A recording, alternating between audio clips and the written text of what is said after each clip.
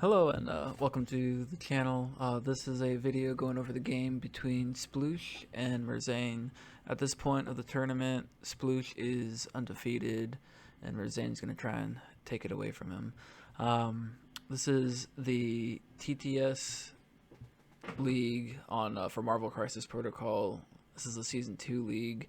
This is the tournament portion that is going to be finding out who the best is in each of the regions. And the person who wins will go on to a international between Europe, Australia, and the United States, or more like the North American area. So Canada has some people that are in the running as well. So I hope you enjoy the game.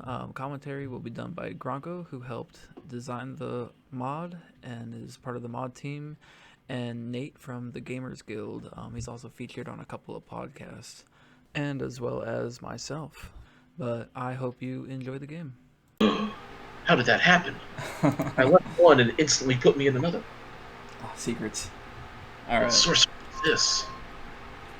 You didn't know this channel? The secret channel. What is this? Alright, so we got Sploosh versus merzain. Both are very much so Cabal players.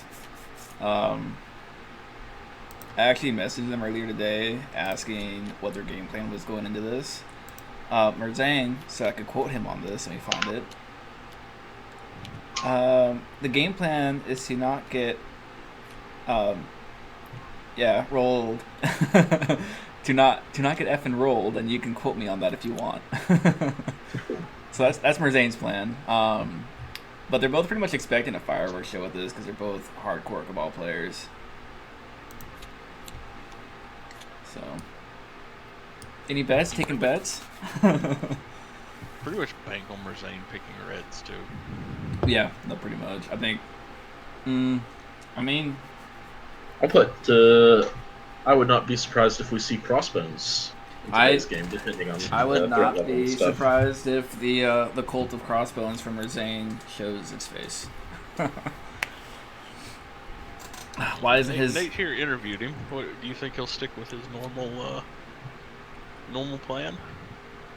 Well, when I did last get to talk to him and do that interview, a couple of the newer key pieces hadn't been released yet. Granted, I don't think it changed his personal list up too much. He didn't go in and add Proxima and Corvus or anything like that I'm aware of. I think the only thing in his list really changed was he picked up Medpack. Yep, as a lot of people have. So what do you value? Do you value Medpack over Patch-Up? I think it depends on the list. I think in a wide list like Guardians or something, Patch-Up could be very viable because you have these characters that are running around and have this power to spare. Where in a list where you have fewer activations and you have characters that are more likely to be on their own, the ability to medpack themselves is a lot more valuable. So both are good cards, and I think they just fit well in different rosters. However, I will say, I don't think you need both of them in a single roster. I have seen a few people actually doing that, and I've actually seen people run both cards during their game. Just like a super, I guess you could say a super tanky team where they're just having all the heals with patch-up, field dressing, and medpack. That was interesting to watch. And I could imagine it'd be super annoying because you just take someone down. Yeah, I'm going to patch up. Take them down again. Yeah, I'm going to field dressing, then medpack. They're still here. Yeah, I can see it being really good on your characters like MODOK or Captain America. But kind of outside of that, I don't know if it's worth having that many of those effects. Yeah. Looks like they haven't rolled yet. Oh, he's still getting his roster out. See, I'm expecting a Crossbones-esque team from merzain. I feel like he's gonna be trying to run Crossbones all the way just to prove he's good, and if he wins, he has some talking points.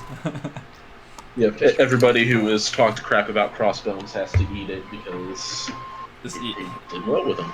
Exactly. Which is somebody else, Captain Canada. He's actually running just core box stuff, tactics cards, crisis missions, and characters. That's Just to interesting. prove that the power creep is not real. Exactly. Either prove it's real or prove it's not real. So far, it's working for him. Uh, so one thing that got pointed out to me, and I do agree with, is the damage potential in the core box is lacking compared to the damage potential in some of the later releases. it has a much lower ceiling. Yep. Yeah. You've got your Ultron and you have your Captain Marvel, who can be heavy hitters. Marvel has to have a little bit of work done with her to get there, and Ultron is strong, but he's not what one would label at this point a heavy hitter. Mm-hmm. And so, just these five threat characters like MODOK, like Thor, like Reality Corvus, just have a much higher potential damage output. And so that's one thing that I don't think it's necessarily power creep, but I can definitely understand where people can have some frustrations when they see a character get wiped and they just don't have that potential from their core box. I can completely agree with that. Well, Looks like Sploosh won priority. yep, and he picked Reds. It was the fight for the Reds. I would agree with what you're saying though. Like they definitely have like a lower ceiling. Like especially when you look back at it, especially the episodes that you're doing on oh gosh, what is that podcast called? The after party one. With Will from House Party Protocol. Yeah, that one. Like it's interesting watching you guys go over or listen to you guys go over the stuff because like they're still good characters. It's just I feel like you almost need a mix of old and new, unless because I guess kind of hard with Guardians because they're all new. Comparatively speaking. There's still but a lot of Guardians players will still bring Ultron because he's got the drop off capability for Ronan and Groot. Mm-hmm. His Age of Ultron card can be very easily pitched to the leadership ability, which makes him a great include. So a lot of the core characters have remained very relevant, and even in the other affiliations that have been coming out, which is kind of cool to see. Exactly. So we got Gamma Wave and Citizens. Ooh. Oh boy. This is a wonderful scenario. I know that we do not know if we are going at 15 or 19, but that very well may drastically impact. I'm guessing that they're going to go 19 since they're both Cabal players, but I don't know. I feel like I know Sploosh is very comfortable at 19. Yeah, I don't think Sploosh is going to force a 15. I think he's going to go for a 19. Oh, we actually got a map swap. Let's see. They're all size 4. Oh, the taco truck size 3. I thought it was a size 4. That got changed. Yeah. Just from Sploosh being in the finals last season, he mentioned he was very comfortable with playing his list at 19. Yeah, I remember he played a lot of his games at 19. And had that the combination of MODOK, Killmonger, and just kind of had a set rhythm almost. Well, it's at 19. MODOK. It's also just like Killmonger. Not even just 19, but putting that Citizens mission out there, you really just add a whole nother variable to the game, having that secondary scoring way. With having that 6 power to cash in, and especially with Cabal, you can easily rack up those points. Oh, what happened? It looks like they are trying to see how things are going to line up on the board, which is a really cool feature that is available in the TTS, being able to kind of easily say, cool, I know that this looks like this would work this way, being able to very easily get those measurements and know how the battlefield will look from each of the different angles after the tokens have been set up as a handy feature. Something you don't necessarily have access to in real life. Nope. And there are those playmats out there that have all of the token spots and little letters and stuff, which are cool. Not necessarily my cup of tea, but I can definitely understand why people enjoy having these. Yeah, but after you play enough games, you're going to kind of have an idea where they're at. Mm-hmm. And you can kind of just jiggle terrain a little bit so that it's either not quite on top of, or so that the token objective token is completely on a terrain object. Yeah. Yeah, you definitely don't want it like in the middle of a light post. Yeah. Really curious about that truck though, and why the tokens falling like that. No one's brought it up yet, and I thought, because we got that fancy card that shows us all the objective placements we're making the maps.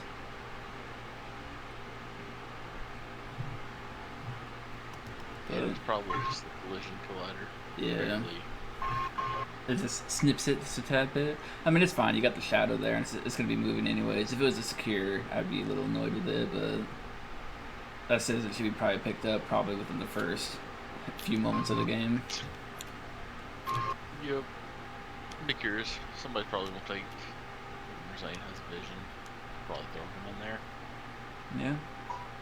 All right, Nate, I got a question for you. So Absolutely. what are you more excited about?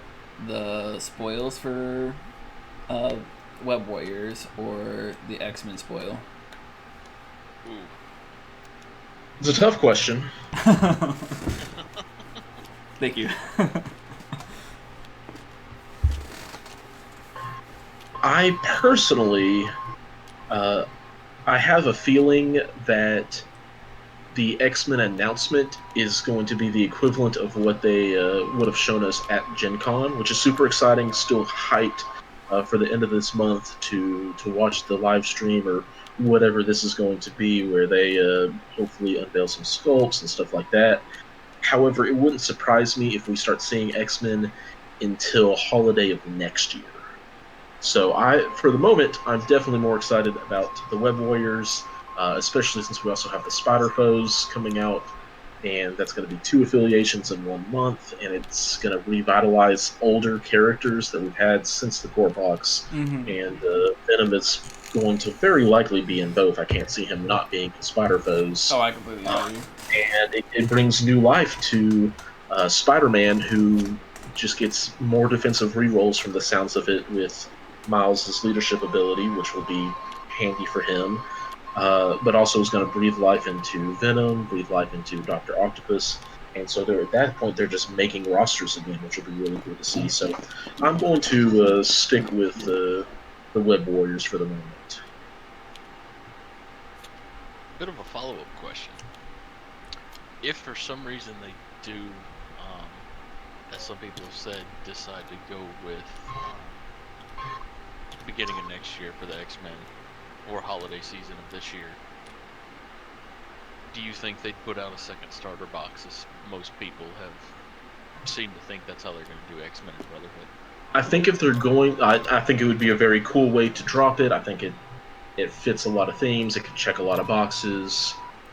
If they do go about it that way, I think it wouldn't be until holiday of 2021, because there just isn't a need for a core set again so quickly.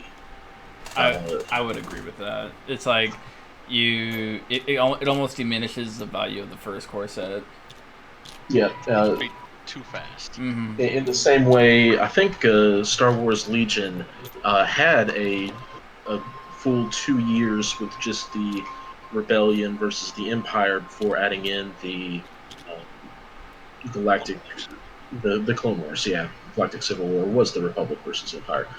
So the droids and the clones waited a full 2 years. They again had a couple early copies of Gen Con and stuff. And I think that's a really smart way to do it. Revitalizes the game in a lot of ways. In a similar way, I think the addition of X-Men would kind of check that box for something that would be cool to see as an additional starter set. Mm-hmm. Well, I will say, it looks like we have almost an exact mirror. Valkyrie and Shuri are the only differences.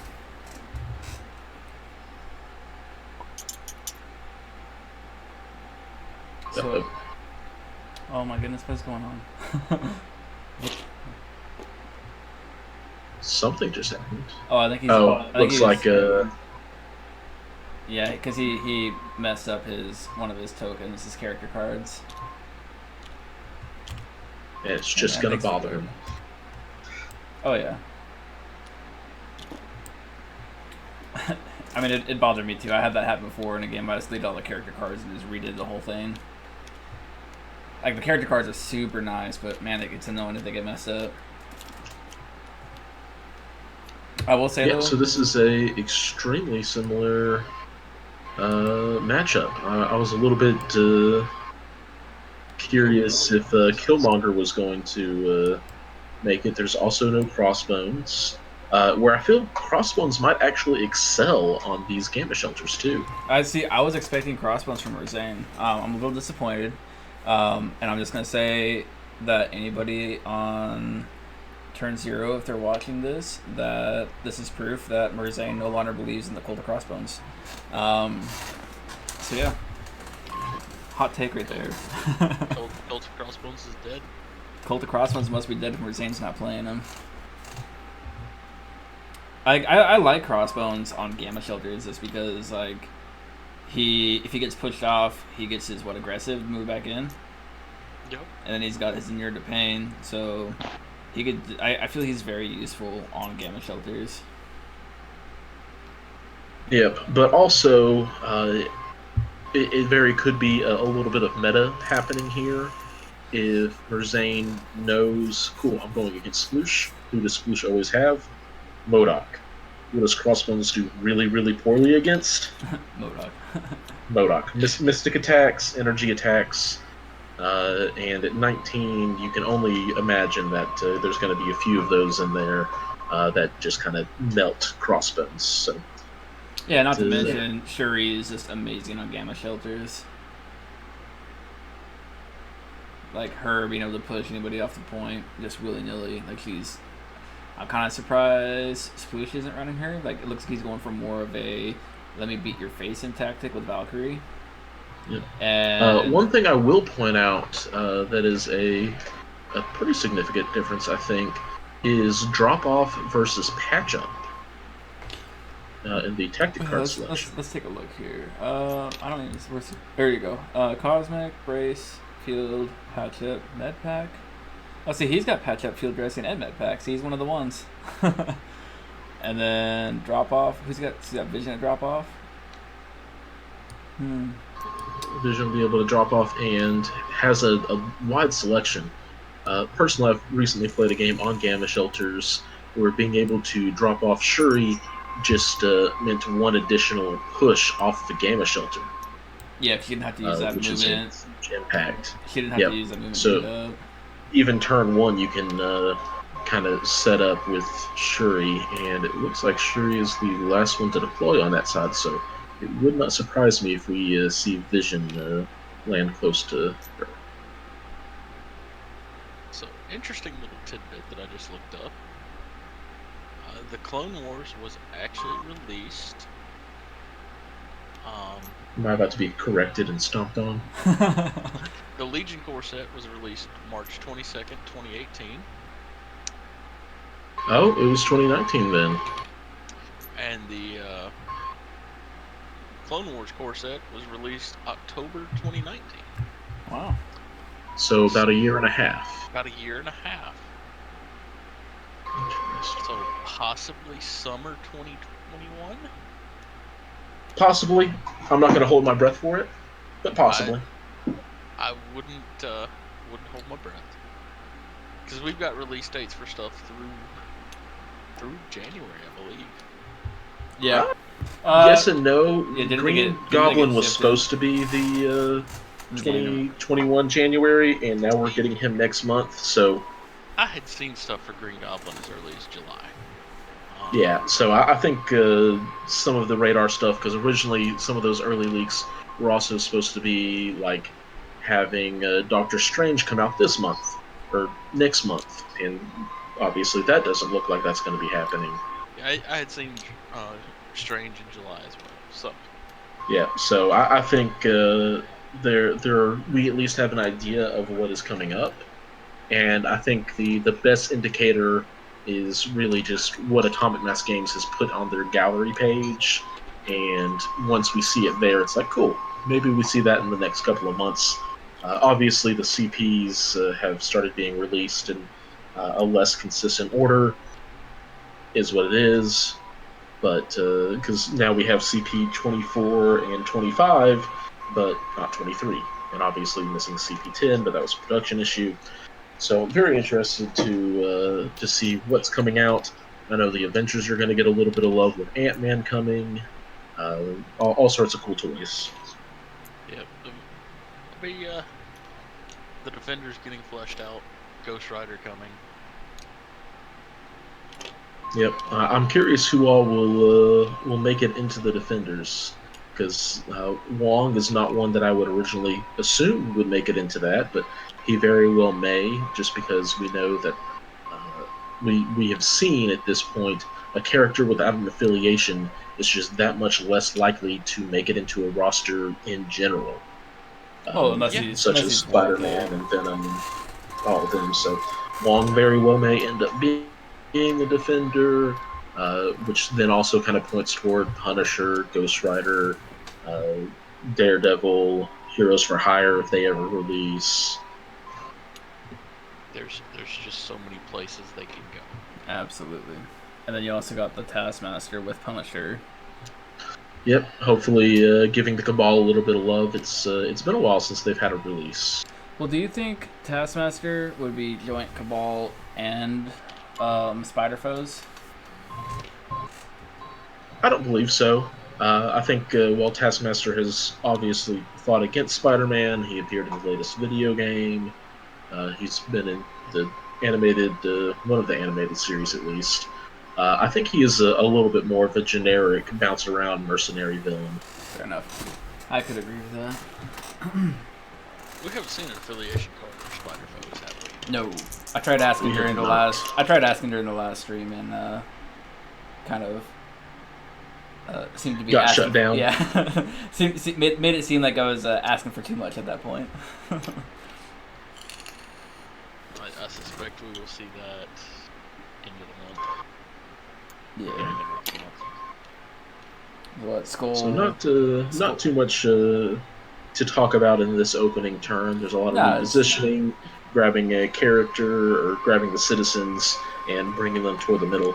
So it does look like it's going to be a straight up slugfest. We don't have any characters that are trying to be outliers. They are willing to grab their points and huddle up in the center for an explosive turn 2 or maybe even turn 3, depending on how trigger happy they are. Yeah. Up here you'll see, depending on if merzain moves his Zemo up, you might see a Vision drop off. Well, Sploosh doesn't have drop off. He does not. Yeah, he's got more healing cards instead of the patch up instead. Yeah. What I'm curious is he still has a Zemo on that side with Vision, so he could very well go with Zemo and try and snag that extra citizen. Not now anymore. Never mind. Yeah. But I think that would have been a really interesting play if he had gone with Zemo to try and snag that citizen. Because Zemo v. Zemo kind of seems to be in the favor of Zemo, you know. It does, and the attacking Zemo at that.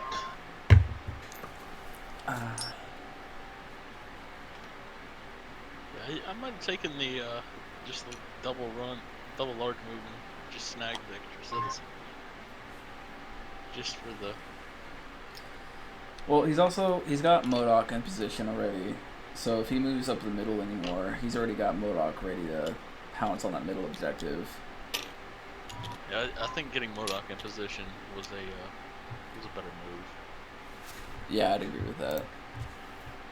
Yeah, the first person to have their MODOK set up, specifically, even more so, because then that's the one that's going to be able to take the first shots.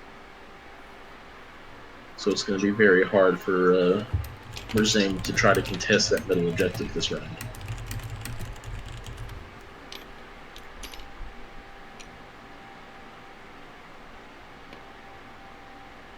Well, I guess his Zemo can't charge. There's no advanced R&D or Avenger affiliation to help out. He does have his Shuri that he could move up and push MODOK back here. He could, but I feel... he's got the Light Post and Red Skull, so that MODOK is not going to be pushed. He'd have to get a really weird angle on it. He'd have to get... And that would completely open up Shuri to get destroyed by Valkyrie. Yeah. He's going to look for it, though. Looks like it.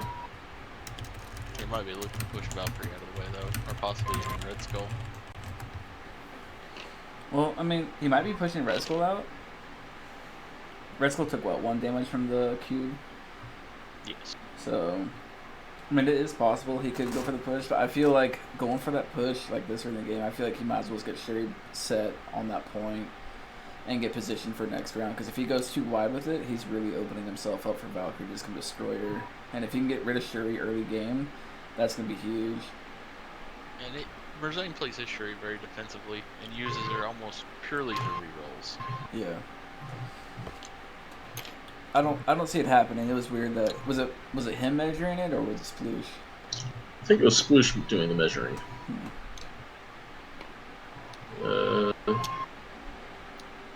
Did Zemo just get moved up? Hey, what's going on? He's measuring. He doesn't have drop off. I don't think he was trying to drop off. I think who knows what happened. Oh, he was trying to snap to the objective, and when he had refreshed his tools, it snapped to Zemo instead. Gotcha. That makes sense. I really do like this map, though. It's rather interesting. Yep, it's got a good amount of terrain. It's pretty well spread out. You've got a decent bit of selection for your sizes of terrain as well, which is always something that is appreciated. This is bugging me.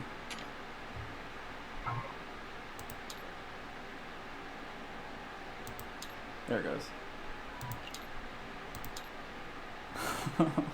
It was bugging me too much. The lines on the board. Yep. All right. Now, something that will work to merzain's advantage a little bit here is being the player without priority. Mm-hmm. This means that if Sploosh isn't willing to go and contest that middle objective, he'll be able to activate either Shuri last or... Now, granted, it's not extremely likely that he's going to try to suicide run MODOK up into the middle, but if he wanted to, 2 extra points is 2 extra points on Gamma Shelters where things move quickly. And especially getting that lead early on in this game.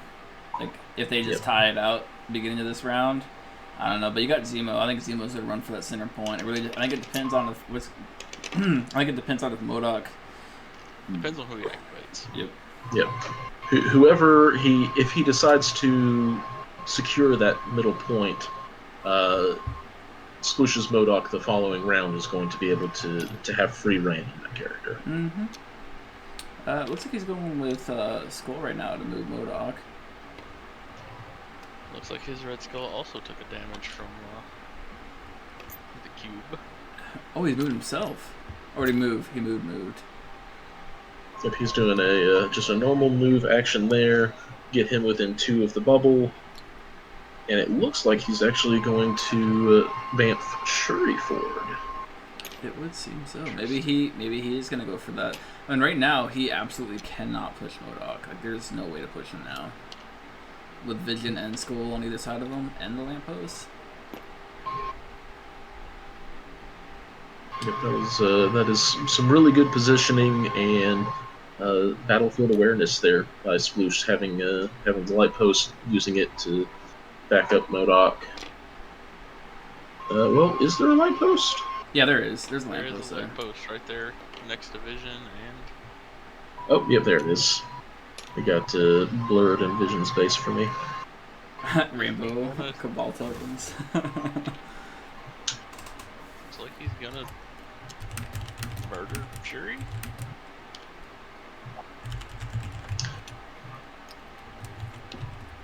Well, at this point, it would be very much so a sacrificial pawn if Shuri is the next to activate. But Shuri is not able to activate right now because it's still Red Skull's activation. But he looks like Sploosh is actually the one doing all the measuring. Our poor Rainbow Cabal tokens. The stakes got real. Man, can you imagine if he won them, then we'd have to give him Rainbow Cabal tokens. Hey, if he wins the tournament, we'll make him Rainbow Cabal tokens. How about if he beats the undefeated Sploosh, he gets Rainbow Cabal tokens. That's No, he's got to win the turn. okay.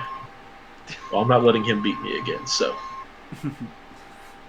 I'm really curious. Like the Sploosh, the only game that I have seen Sploosh lose was the one against Sooner, and I think that one was down to I'm trying to remember back to it now. I'm pretty sure like the biggest mistake was his deployment. Really, the only thing that killed him against Sooner was the map. Yeah. Like he still played a very good game against him, and the map was honestly just. Yeah, and it was a weird map. That's why I say deployment is. If he had just done everybody on the ground, I think it would have been completely different. But neither here nor there. But yeah, like honestly, like Sploosh is really good. I mean, merzain's good too, but like Sploosh has, for all intents and purposes, gone completely undefeated minus one game. So that's what we had 5 rounds last league, 6, 7. I won't say Josh or Merzain, whatever you want to call him, is a bad player. No, not at all. Played very extensively in War Machine for quite some time now. Yeah, I think these are both really good. That's why I really wanted to get this game streamed, was because I'm expecting it to be a very good game to have streamed, just because of the highly competitive. Here is the first major move of the game, possibly. Yeah, if he wants that point, he's got to put MODOK on it. And additionally, it's him possibly trying to pick off Shuri quickly. Can he do it, though? I mean, he could do a Mind Blast. I don't think he can get her with one Mind Blast, though. He'd have to get real lucky.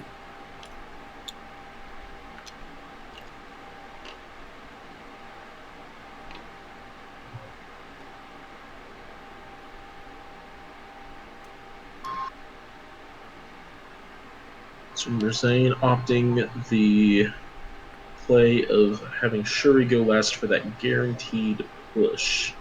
Yeah, it's like at this point, it doesn't seem that he's even trying to capture the middle point so much as it is going to be a denial of the middle point. Which I think that's the good play. Is just like, if I can't score it, you can't either, kind of thing. Yep.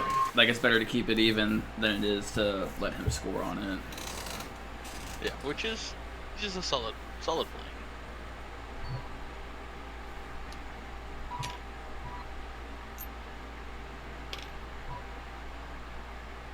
It also looks like Sploosh is trying to measure preemptively for the bow to the will of MODOK, which is a very now granted, his 6 dice attack that also has sat power.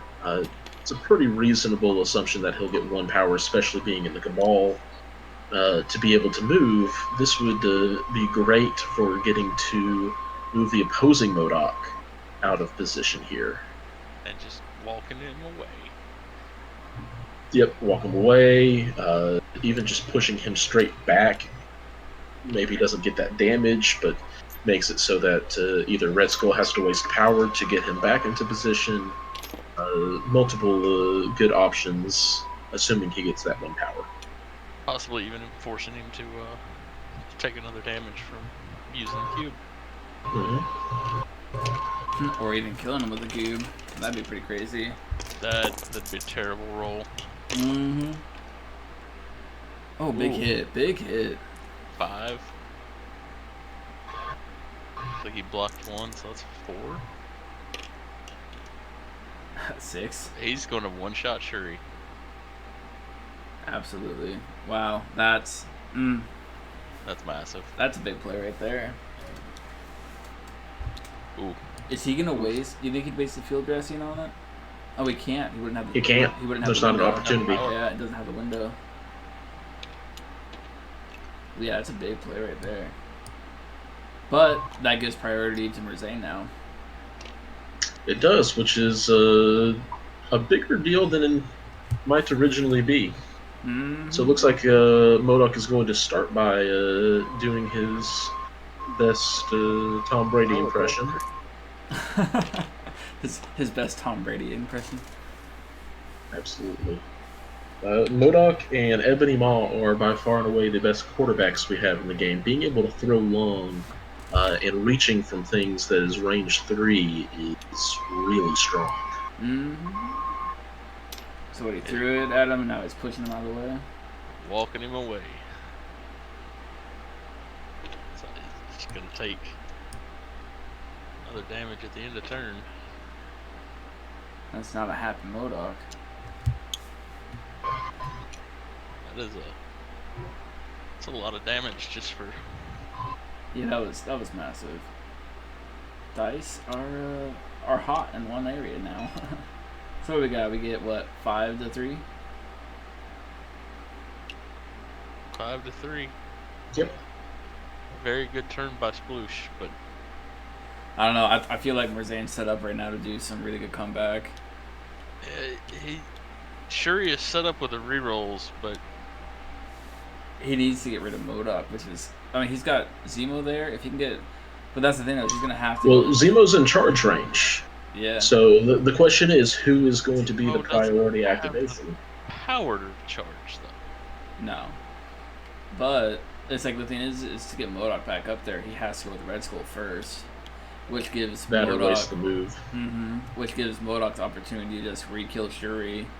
Honestly, he might go up with Vision and just do a massive beam. I wouldn't move. Like, I'd just walk up there and do a massive beam on that back line.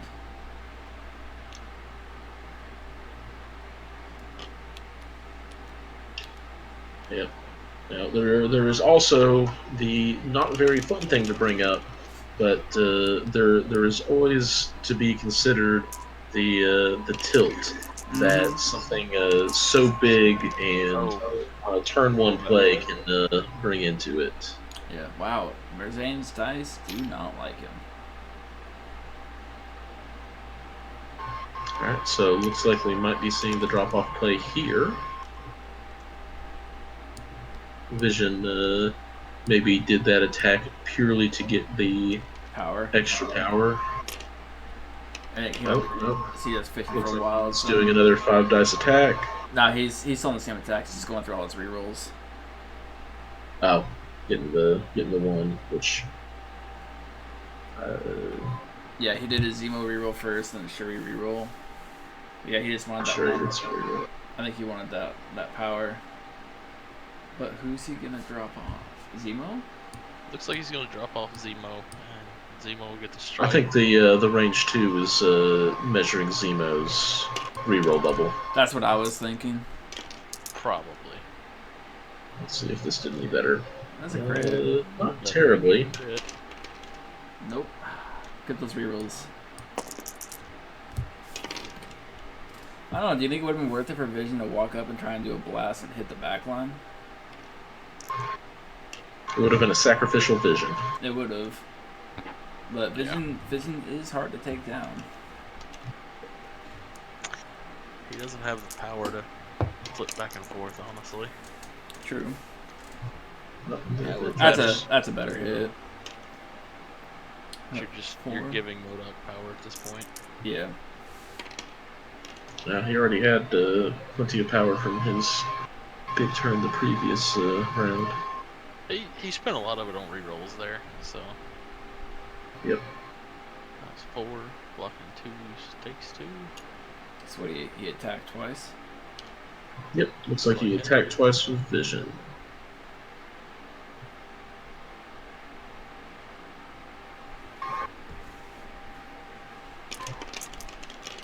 Is this over to Modok?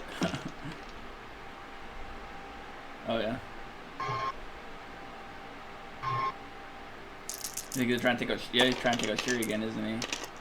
Oh, absolutely. He got 1 block at least. Takes 2. Looks like he's gonna go for some rerolls.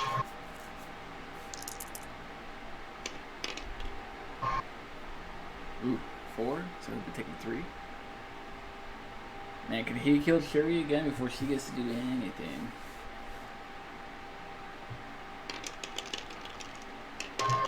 Looks like what he's going for. Okay, what are you gonna try to do?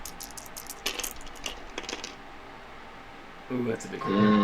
That is going to be a down Shuri. That's gonna be just a KO'd Shuri. Oof.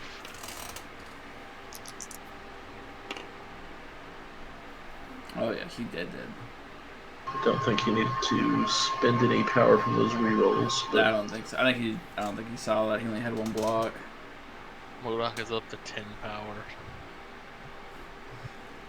Yeah, he needs to just like if he could just kill MODOK right now, that'd be great.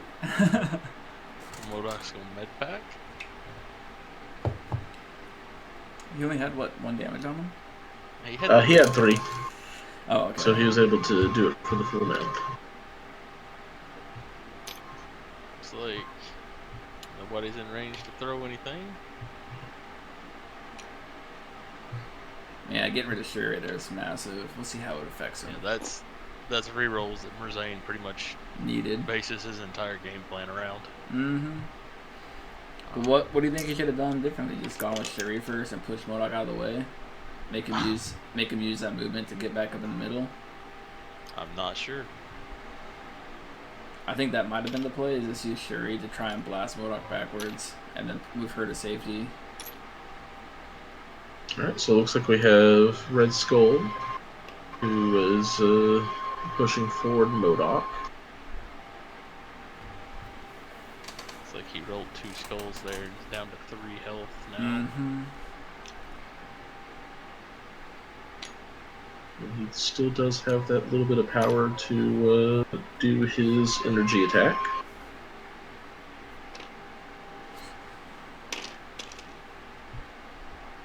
It's like you can spend 1 and try for it. Ooh, nice hit. 1 crit? He got a crit and he got the sap. Oh.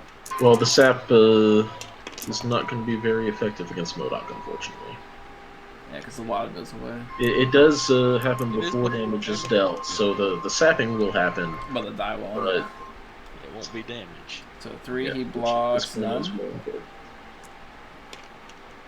Looks like we're going to send a couple back for rerolls.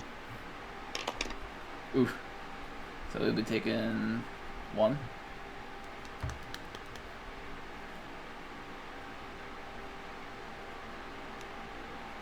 Is he playing that kind now? Oh, yeah, he's playing that pack to heal up his MODOK. I mean, not a bad Red Skull play. Nope. It's kind of what we would all kind of see coming and happening. He did what he needed to do. So the unfortunate things to point out here, and why merzain is definitely fighting an uphill battle, is if you look at the remaining team tactic cards that Sploosh has, he has Patch Up, so another card to heal MODOK, who's already a pretty hard character to put damage on, as well as a Field Dressing. And because now Sploosh is going to have more activations, that means as long as he has a character that has 4 power at the end of the round, if MODOK does end up getting dazed, he will be able to Field Dressing him when merzain is not able to respond. Yep. I mean, and also, here's something to think about. Do you think that this would be a turn for Sploosh to Cosmic MODOK and just wreck face again? That is a possibility. There's not a reason to say no to that. MODOK is got plenty of power to spend. The only reason that it would possibly be a no is depending on the state of the battlefield. You have to kind of just keep an eye on when it's worth trying to daze that 1 or 2 extra characters. Do you do it once they're already activated? Just kind of stuff like that. If he's trying to make a bid for priority, which at this point he probably doesn't necessarily need to, but really depends on what merzain does with Zemo and MODOK. If they come a little farther up the board and he gets in range for maybe a Doomsday Chair, possibly. all right. So here we have Zemo, who is looks like is going to be a dedicated point of Field Dressing or Patch Up down the road, keeping him within 2 of MODOK.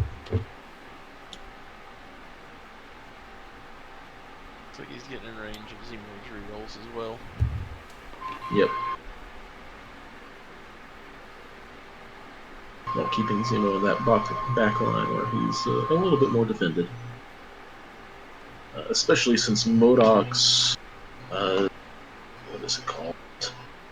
The Whirling Blades effect of the attack has to be within that range 4. It's not like Gamora's Rapid Strike. Cosmic Assassin / Rapid Strike or Captain America's Shield Throw / Ricochet. So all of those characters, even though a lot of them can be within range 2 of MODOK, to help give him that support via patch-up or field dressing, they're not necessarily at risk of getting murdered. Whirling Blades. Yeah. Looks like it's going to be some MODOK on MODOK here. Ooh, big hit. Big hit. 3 crits.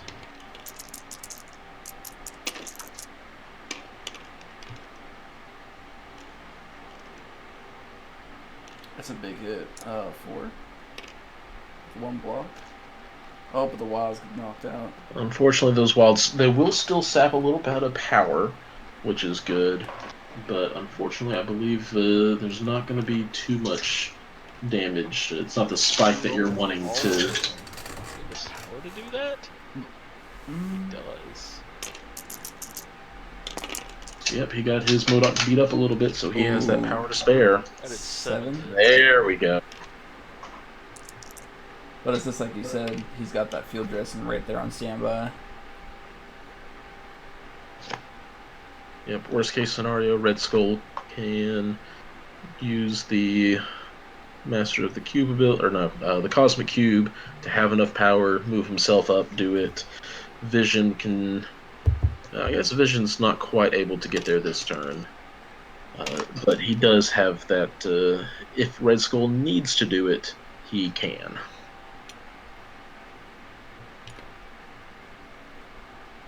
He's going to move MODOK closer. Ooh, I like this play. That MODOK's already activated. It gets him out of the way of the point, as well as harder to get the field dressing off. Well, it also gives Zemo very easy access to wail on him a little bit, and this way, if it gets him out of Zemo's reroll bubble, and then now if Red Skull does want to try to go up there to Cosmic Invigorate or to field dressing, it puts Red Skull really far out of position in a dangerous spot, which is where you try to keep Red Skull away from, because he's usually hurting himself with the Cosmic Cube. Mm-hmm. Very good play there. Now he's got the power. The only thing I'm curious about is if he's going to chuck something at him. That's what I was about to say. He's got the power to do it. Like, he could either try to get that brace burned early. He's going for the attack. He might go for the throw after.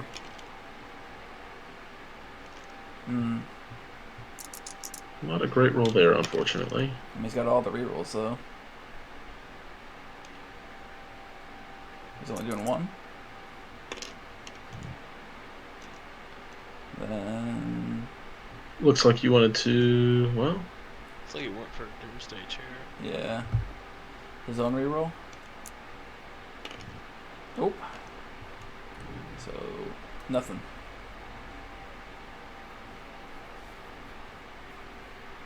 Yeah, honestly, I think the play would have been to chuck and then do another Psionic Blast. It's tough because you have one Doomsday Chair is getting an extra dice in there. As well, it has the benefit of hitting MODOK in his lower defense stat. So statistically, it's more likely to deal the damage, and I see why he did that. Mm-hmm. I do think it would have been more worthwhile to try another Sonic Blast. Whether you get power or not doesn't really matter, because at that point you also have the assured damage of throwing the dumpster, and probably at least getting 1 or 2 damage in on the opposing MODOK. Yeah. Do you think this is where... You think Skull's gonna go up and... Oh, what's he gonna do? Does he have the power to move MODOK back? He does not at the moment. He can easily get to that point. I will say it would not be hard to get there. Yeah. Simon J says in the chat, so cool. I've been testing a Cabal build with Skull, MODOK, Vision, and Loki. Suck the power and make their stuff cost more. Absolutely. It's a valid strategy. It's very interesting to see the different things that are kind of evolving and coming up. We now have lists that are dedicated to handing out status conditions and just piling on to characters so that they're ineffective. So it does look like Skull is getting the extra 3 power with no damage taken this time. And MODOK is indeed going to be scooted back to safety.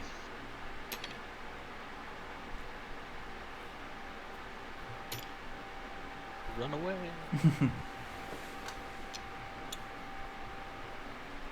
So unfortunately for merzain, this now puts 2 characters within range 1 of that center console. So Zemo on his own is, unless he's able to daze MODOK, is not going to be able to do too much more. But if he does do that, that puts him within Vision and Valkyrie striking range. Yeah, because all he has left is Zemo, right? Yep. So if he wants to, he actually can pass, and I would recommend it. Passing would probably be the smart option here. Make Sploosh do something.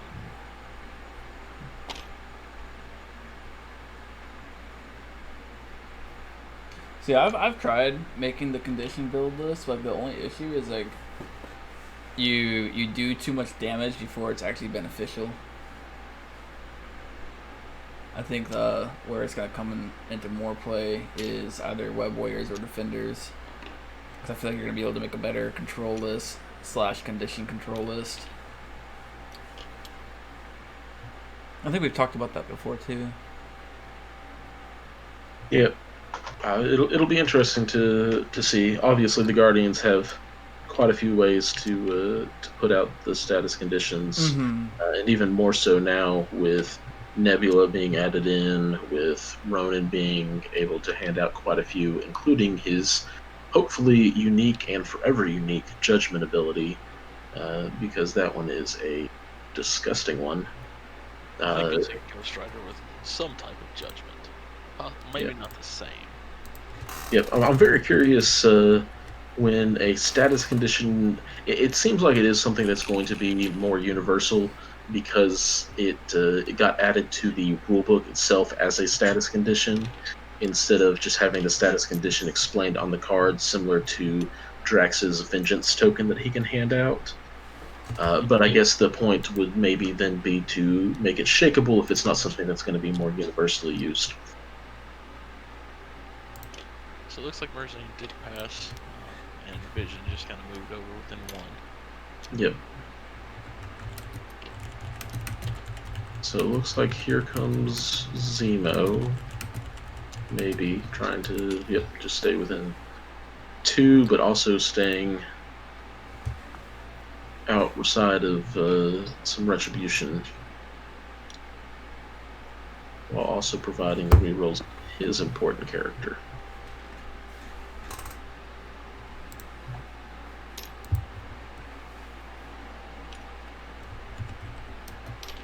So I will say, and I do slightly feel for Zane here, because statistically MODOK should not be able to have one-shotted Shuri, and if Shuri had got to activate there at the end, MODOK would have been pushed off. You would have had to have Sploosh waste some resources via Red Skull or something else going on to reposition MODOK.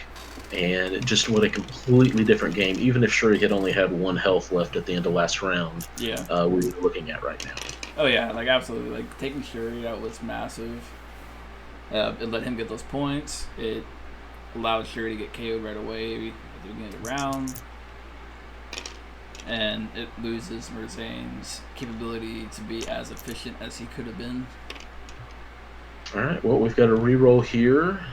Unfortunately, does not help him, because he was just 1 point away from being able to finish off MODOK there.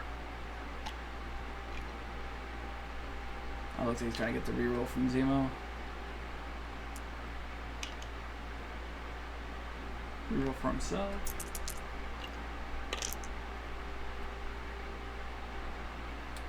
Ooh.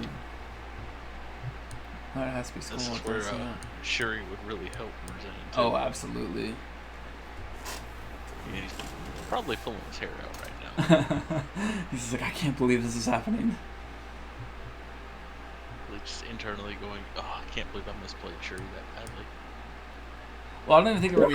I wouldn't even consider it a misplay. No. Maybe the top of turn 2, not doing something to make it so MODOK can't just repeat what he did was a mistake. But round 1, I think Shuri was moving her in so that she would be able to move and shoot to get that middle objective cleared off.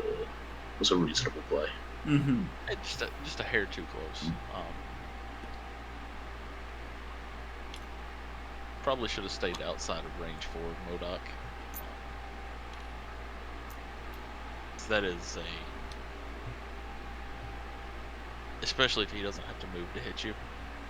Well, he did. MODOK had to move to shoot.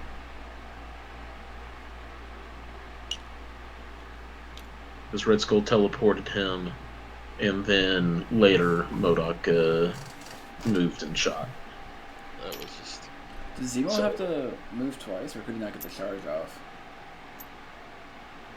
Looks like she is charging Zemo. Zemo didn't have the power to charge. I missed that. No. Is he going after Skull? I think she's probably going for Skull, but is shot, unfortunately. She is shy of Vision and Skull. Yep, trying to take out the already weakened Skull. I think she will still be happy to lay into either Zemo or MODOK, though. Oh, I agree. Especially if you get that citizen off of Zemo. If he doesn't, though, if she just powers up Zemo some, it might be worth it for him to turn that citizen in with that first activation. If she doesn't annihilate him.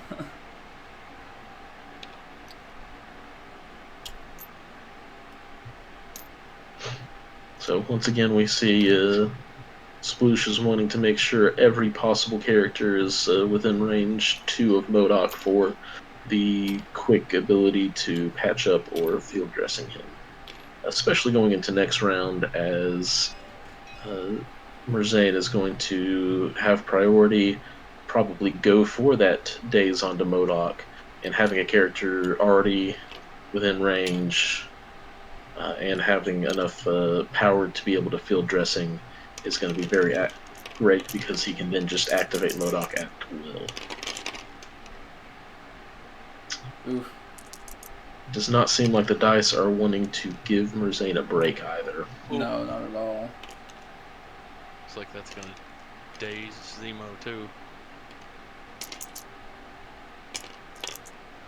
How's he rerolling 3? He may have used Master Swordsman. Oh, yeah. Yep. Oof, man. Not that it helped him. He goes down, drops the citizen.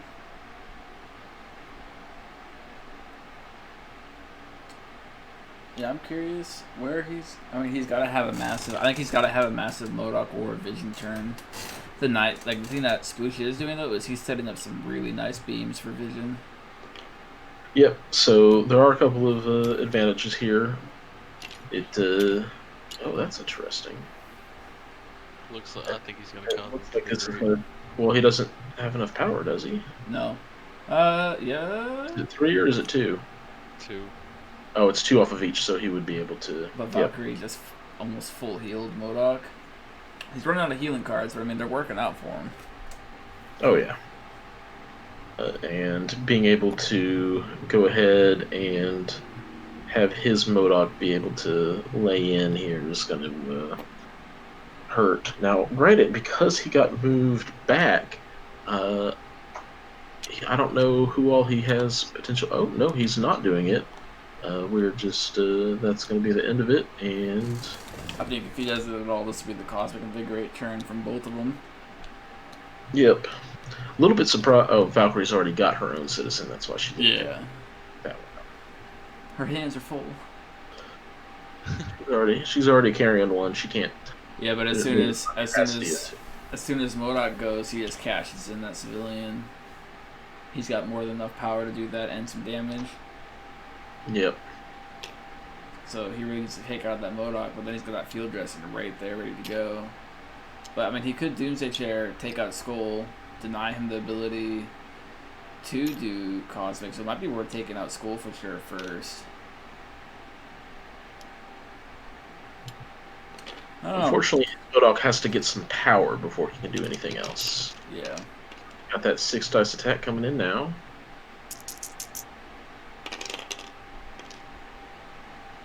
That's a good hit. That's a good hit. He's got 4. MODOK's got a crit.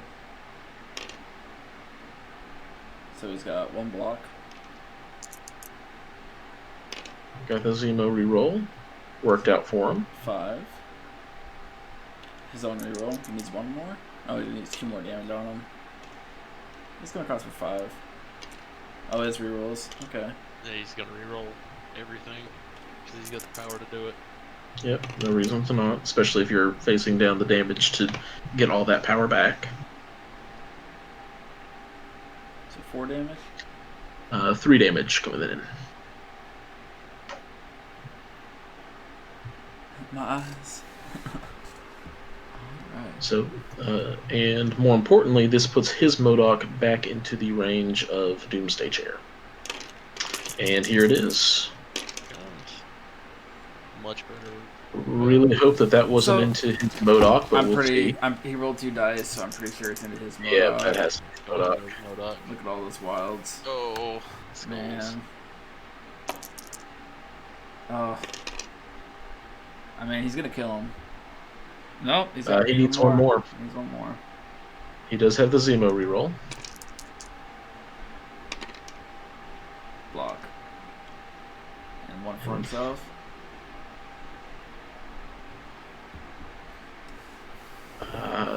It's tough. Do you think the play there was roll onto Skull and get the ricochet over to MODOK? He's getting the ricochet anyway, either way. Does he get the ricochet either way because of running blades? Yeah. After this attack resolved, the character will make an additional attack. If a character is KO'd and removed, then you don't get to have the additional attack resolve because there's nothing to measure from. If it just dazes MODOK, it'll happen regardless. So if anything, if he was able to daze MODOK first, Red Skull wouldn't be able to Hail Hydra onto him. Gotcha.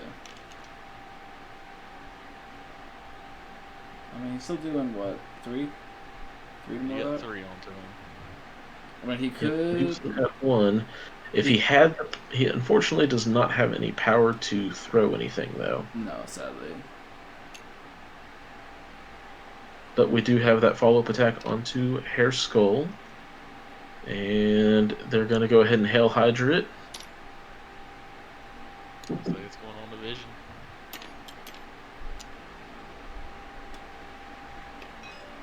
Valkyrie.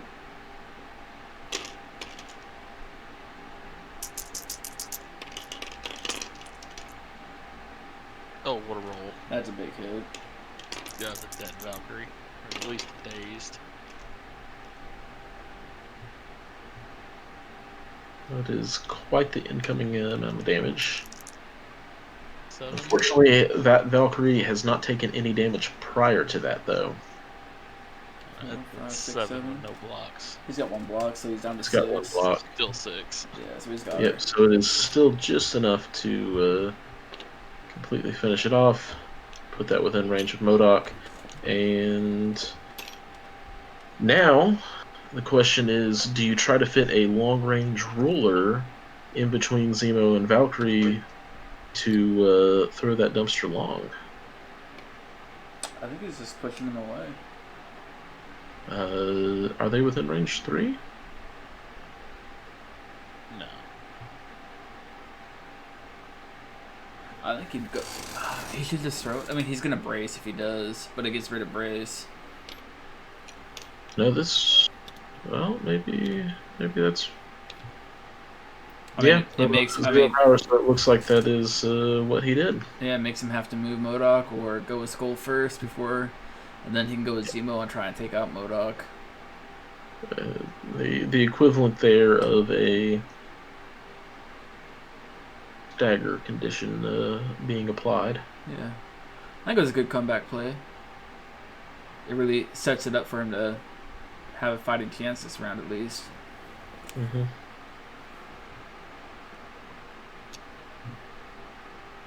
Or is he going to Doomsday Chair into Zemo and sling it over to Modok? He cannot because it won't be in range. Oh yeah, so it would just be. Gonna go. Yeah, I keep thinking about that. Man, I don't play Modok enough apparently.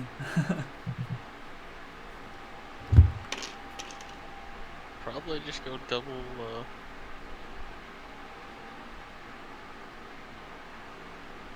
Double Mystic into him. I mean, if he could take out Zemo too, he'd lose all his rerolls except for Modok's natural ones.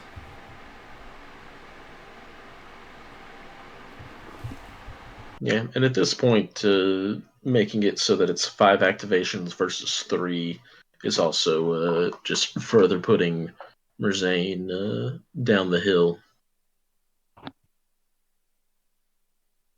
Or just be putting him further in a hole, and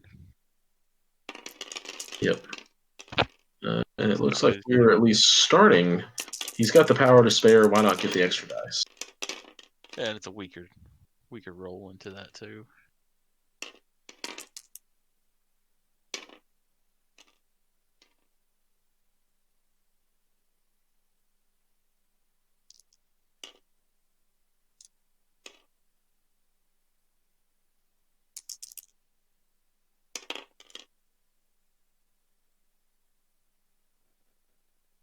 Okay, and Merzain still has his reroll from Zemo's natural ability.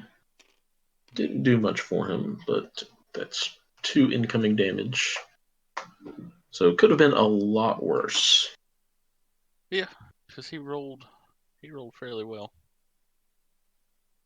Yep.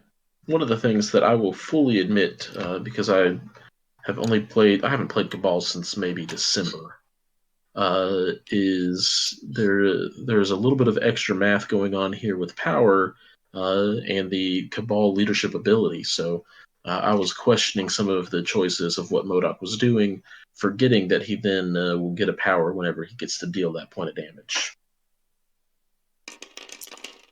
So that being that much more important these points of times. Ooh. Well, he's got 3 rerolls there. 5 coming across, blocking 1. I think he still has his natural reroll, but I don't know if that's going to be enough.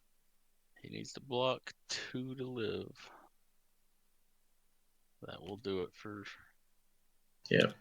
Even if he rerolls the 1, he's only able to block 2 of the incoming 5, which is just not enough.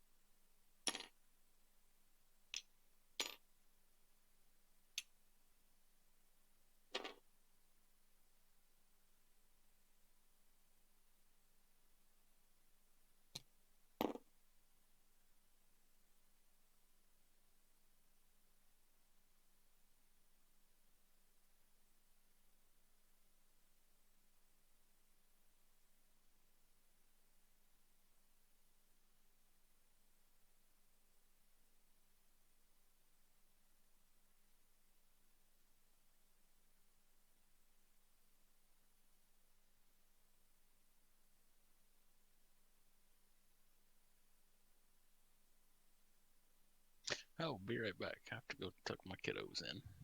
Absolutely.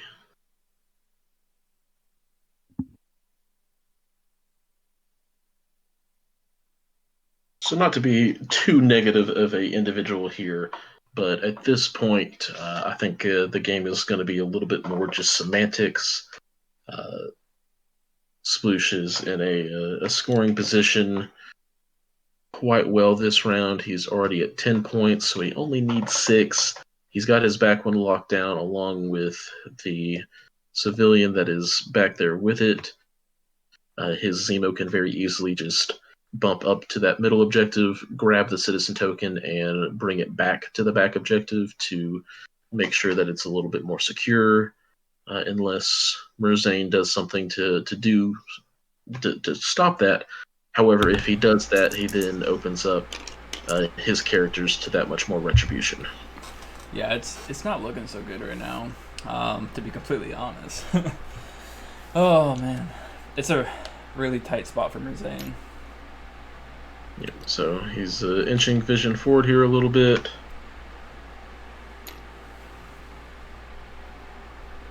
Now, one of the things that I do like about this game is there is kind of this never say never mentality. As wild as we have seen the dice in favor of Sploosh, we can see that same spike happen for merzain. At this point, it may be a little bit late to actually influence the outcome of this game. A couple of good dice spikes because of that field dressing and Sploosh having the guaranteed last activation.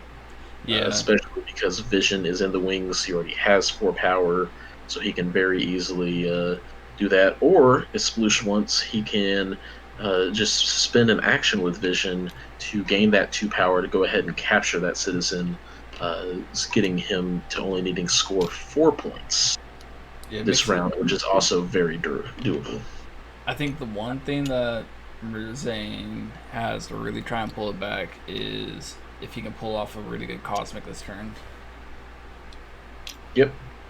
So, just sitting back down, if merzain doesn't pick this central citizen up or activates all of his characters, Vision can just plop up, pick it up, cash it in. And Vision's already carrying one, so Vision can already just. So if he just cashes that one he's carrying in, and he holds the center point and the back point, it would only need to be 1 point, so he would just need Zemo or somebody else to wins. Yep. So it looks like Zemo is indeed going. Well, Zemo or Vision, we'll find out here momentarily. What's really disgusting here is Vision can move forward, attack, get at least 2 characters lined up in that beam attack, get the power off of those, then with the Cabal power pick up that remaining civilian. So we have Zemo picking it up, like I mentioned previously, and now I'm curious to see if he just moves him back. No. Looks like he is over there to stay and go for the charge on Red Skull to knock out that Cosmic Invigoration possibility.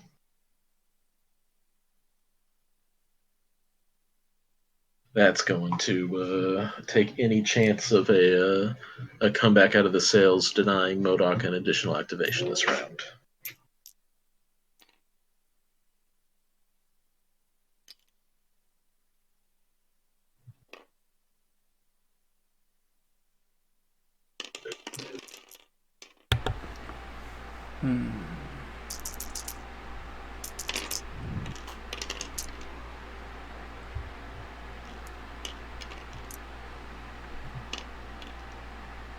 Oof. I mean, it'll take a 1. Maybe 3? 2?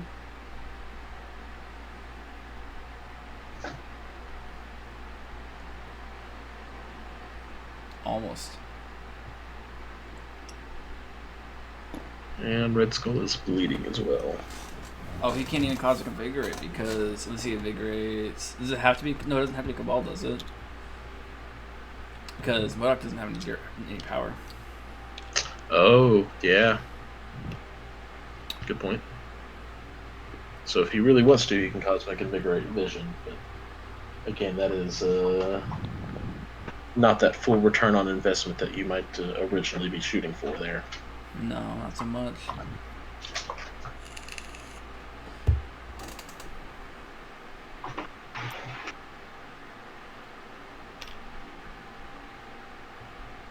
I mean, overall, it's a really good game.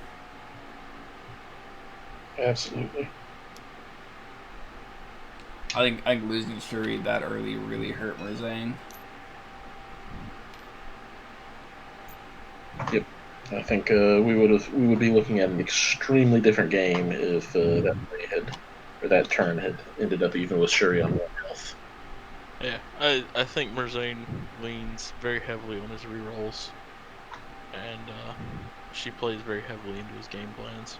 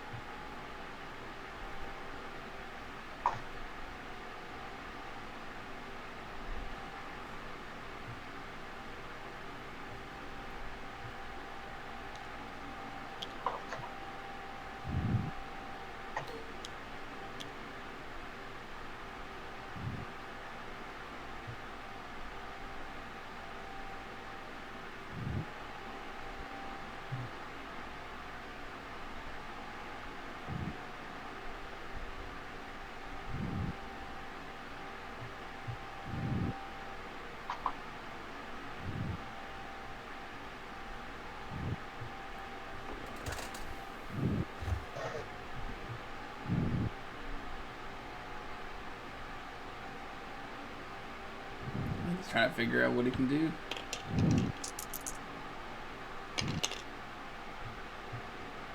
Two dice come. Oh, vision.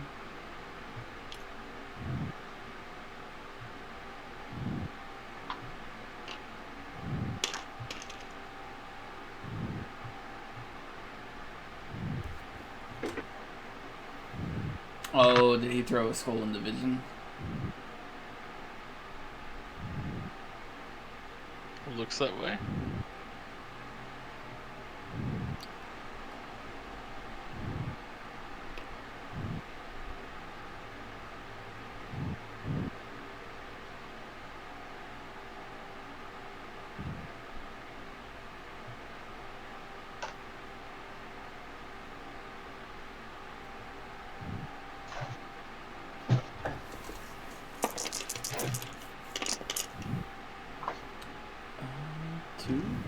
Two set powers?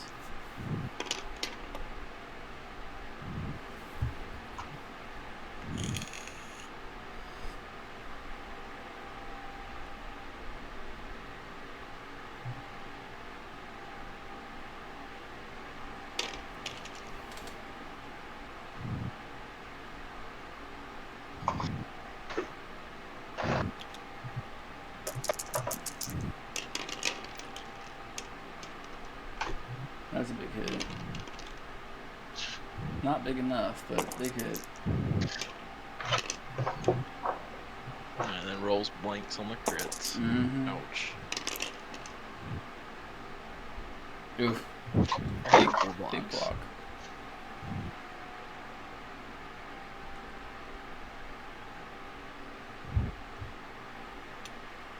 Catching the citizen.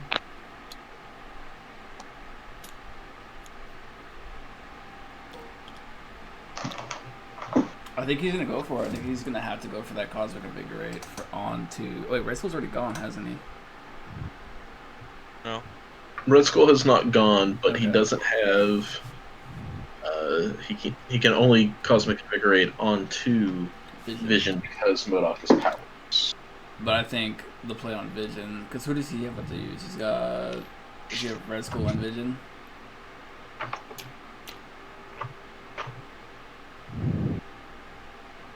But then Merzain's really giving up priority if he does either take out both of them. But he might need to just to stay in the game.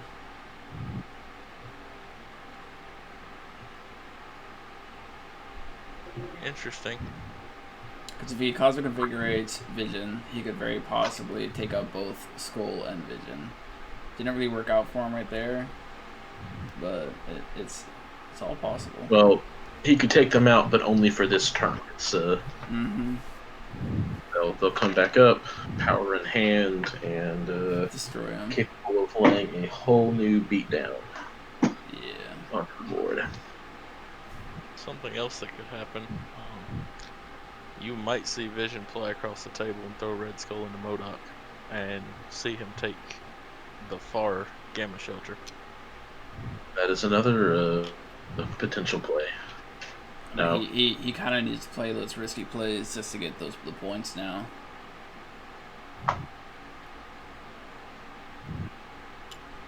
Well, this might come from Sploosh just to end the game.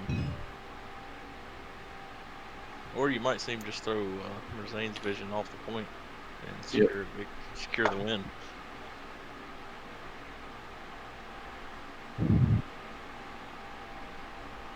He's got 2, 3, 4, 5. Oh, yeah, because if he takes him off, then He can throw him far enough away that Red Skull may not be able to move him back. Well, it's risky enough that it's just not worth getting.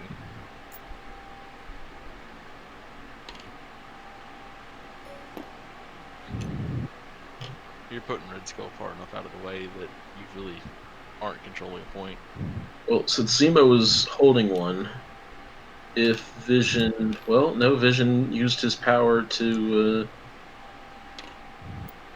How's he going with Red Skull now? Red Skull has an activation token. Okay, so that's what I thought. So that's... Red Skull's getting power. Takes 1 damage. maybe the field dressing onto Valkyrie. Field dressing. That's what we're seeing here. There it is. Valkyrie about to just go ham on Red Skull. Daisy, maybe? I mean, yeah, because Vision couldn't turn into point. So if he...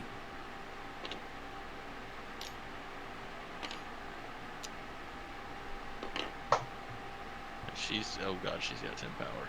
Yeah, no, she's a monster right now. I I couldn't tell if Red Skull from Merzain had activated yet or not. Oh man, she might be. Yeah, she's probably just gonna go pick up the Citizen, cash it in, and that's game. Because he's got 1, 2, 3, 4, 5. Yeah, because if she picks it up, cashes it in, that puts it at 12. He's got 2 Citizens, 2, 3, yeah, 5. No, that's if he just goes and picks it up, it's game. Oh, cashes it in. You gotta cash it in. I mean, he could just daze Red Skull. All he's got to do is pick it up and it's game. Just the 5 points will put him to 16. Or the 6 points will put him to 16.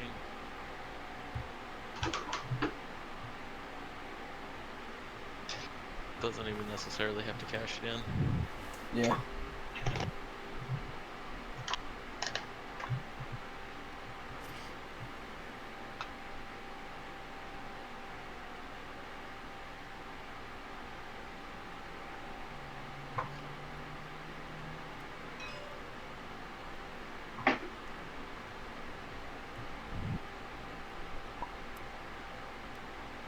Yep. You guys want to hop back down to their channel? Might as well. Can you teleport me again? Yeah, I got you. Well, it didn't really matter because you had field dressing, so you could have just field dressing him. Yeah. I was trying to leave him there so you would die to Gamma Shelters if you didn't just win, but I couldn't. I just couldn't get anything going. Yeah. But it was good. There's like 1 million people in here. Does anyone have thoughts? It was a good game. It was rough. Like losing Sherry right off the bat really hurt. Yeah. I expected her to take damage. I wanted you to shoot her because I wanted more power. Because I was just going to shoot you once and move back and be like, oh, cool, I've got lots of upgrade power now. But then you just killed her, and I'm like, oh. So that concludes this game. Sploosh ended up getting the win. I hope you guys all enjoyed it. And I mean, we had a good time watching it. I just want to apologize for the sound and the background noise. I didn't really realize until afterwards, but I had a fan going on in the background, so caused a lot of background noise that I was not aware of. But I hope you guys all enjoyed it, and stay tuned for the next one. Also, I just want to do a big thanks to Gronco and Nate for helping me with the commentary on this, and a big shout out to AMG for putting this game together and something that we can all enjoy and play. So yeah, great job on the game, and hope to see everyone on the next one.